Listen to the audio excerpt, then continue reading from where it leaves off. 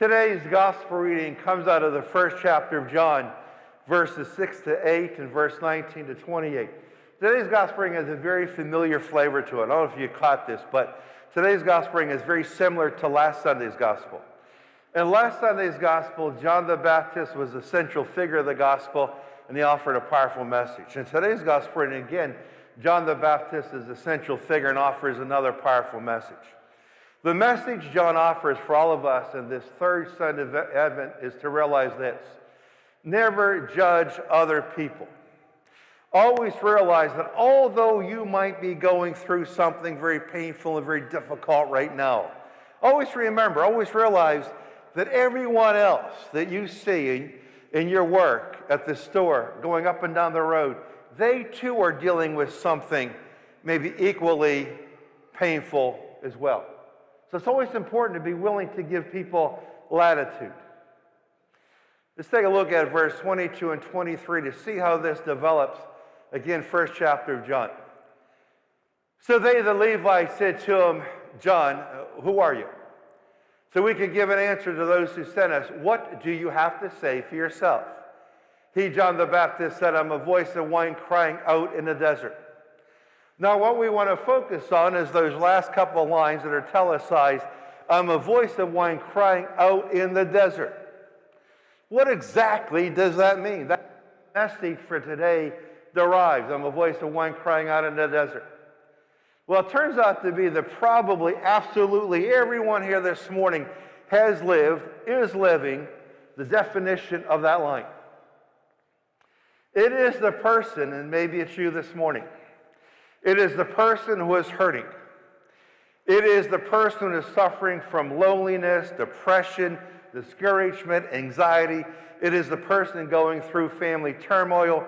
It is the person wrapped up in abuse of themselves, be it sexual, be it drugs, be it alcohol. It is the person who's going through so much, they're crying out for help, yet no one hears them. No one hears them.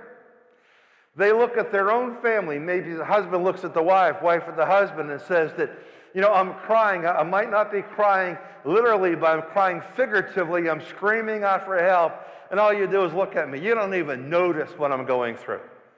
I should just be out in the desert. I get the same response, which is no response. There's nothing coming back to me. I'm a voice of one crying on a desert. I'm looking for help. I'm looking for aid. Yet there's no response. I could be in the middle of 10 people or 1 million people, and I cry out and no one responds back. That's the desert experience. I feel isolated. No one seems to care. No one seems to respond. But there is a reason sometimes for that. The reason often is this. Because when we're going through something very painful, again, there's a very good chance that a lot of folks here this morning are going through something painful. Maybe right now it's been a real good time in your life. You've gone through painful things yesteryear. But maybe right now isn't a good time. You're going through some painful things that you might have experienced before, some painful things that you have not experienced before to this magnitude. But what you always want to realize is that when you're going through something, and you look at other people, they're smiling, they're laughing, they look like they're having a good time. The conclusion is what? They haven't made. They have no idea what I'm going through. You know what's amazing about the human species? Human beings have the ability to cry on the inside and smile on the outside. So when you see someone as you're going through tremendous pain, you see someone at work, at the gas station, at Sheetz, wherever you might be, and you see they're able to laugh or tell a joke and walk away with a smile, the conclusion you might make is life is perfect for them. The answer to that question is no, it probably isn't. They just have found the ability, as you have as well, to smile when your heart breaks. But if we lose sight of that, and we believe everyone else has it made except me, we're going to hold that person responsible. So if I see someone and I wave at them and they don't wave back, I say hi, they don't say hi back, I could really keep them in a confined cage and get mad at them for not responding to me. They looked right at me. They never said hi. I drove right by that person. We passed on a highway going up east and west, and I waved and tooted the horn. They never responded. How dare they? How ignorant. Well, the truth of the matter is, I doubt that that'd be the case. Yeah, they probably look right at you.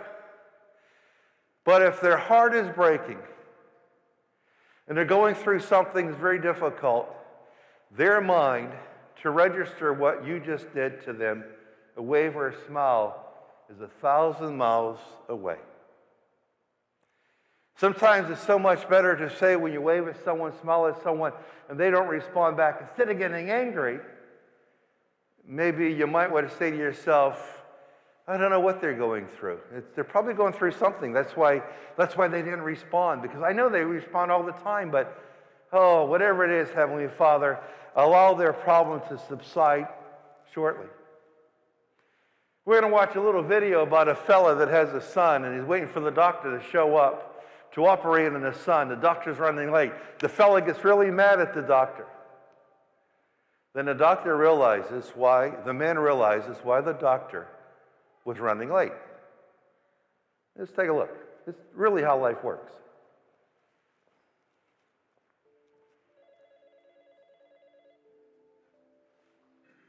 At Dr. Cohen's office.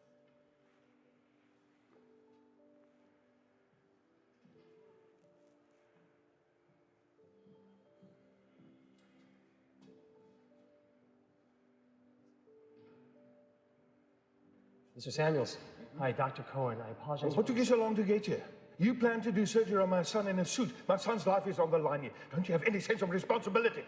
I'm sorry. Once I got the call, I came as fast as I could.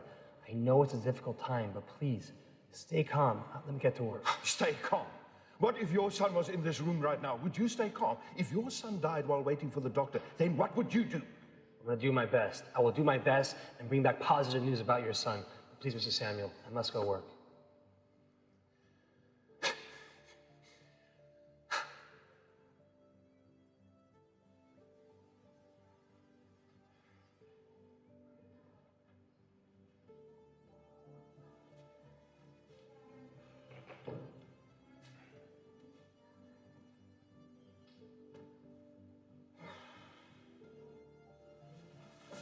Mr. Samuels, great news. Your son's going to be okay. All right? He's weak. He's in the ICU. He's going to pull through. I have to run, but Shelley can answer all your questions that you may have, okay? Have a great day. God bless. Jeez. Why is he so arrogant? This doctor couldn't even wait a few minutes so that I could ask him about my son's condition. Mr. Samuels, the doctor's son died yesterday in a road accident. He was at the burial when we called him in to do your son's surgery. Now that he saved your son's life, he went back rushing to finish his son's burial.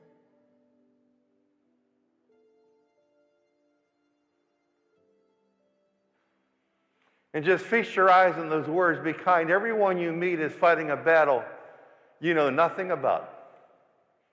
That's life. When that doctor realized the man was mad at him, he didn't say anything about his son, but good thing the receptionist explained to the man. When the man had those words that the doctor's son had died and he rushed over here to take care of your son, his anger had to turn to some incredible compassion. He had to say to himself, I really now give that doctor more credit than I gave him in the beginning when I just thought he was late, because who knows what made him late. He was burying his son. Be kind to everyone you meet, because you don't know the battle they're going through. That's the challenge of the third Sunday of Advent. Those words right there, in modern parlance, is what it means to be a voice of one crying out in the desert. I'm crying, I'm hurting, and no one responds. I should just be out in the desert, because I get the same response in front of 20 people if I were out in the desert. Everyone you meet is fighting a battle. In a battle you know nothing about. Human beings never put on their shirt or on their jacket all their stuff they're going through. Just buried my dad, just did this, have cancer, have this, have that. We don't go walking around with a litany of all of our problems. We just do our best as human beings, each and every one of us, to put a smile on our face when we're crying on the inside. And a lot of times, we get no compassion and no mercy from those around us. We get no latitude, no extension of grace, because the other person doesn't realize what we're going through. They only know what they're going through. They believe we're going through nothing. And that usually and typically isn't the case.